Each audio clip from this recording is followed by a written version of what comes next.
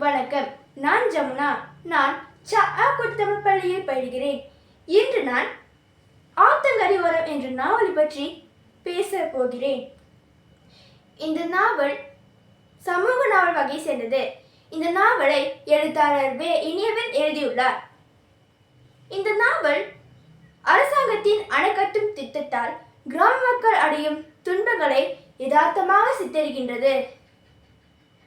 சுதீர் போன்ற நேர்மையான அரசு அதிகாரி தனது கடமை உணர்வால் பல சவால்களை எதிர்நோக்குகின்றார்.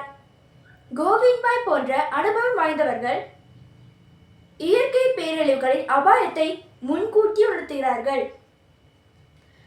நாவலில் அரசு அதிகாரிகளின் அலட்சியத்தால் கிராம மக்கள் தங்களது வீடுகளை இழந்து வெளியேறுகிறார்கள்.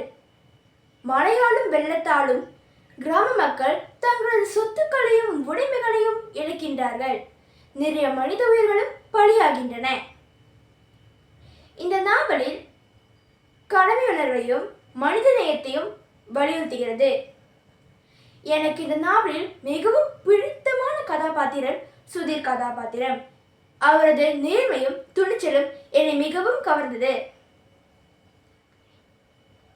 ஒவ்வொருவரும் கண்டிப்பாக படிக்க வேண்டிய படிப்புகளில் இதுவும் ஒன்றாகும் என்று நான் கருதுகிறேன். நன்றி.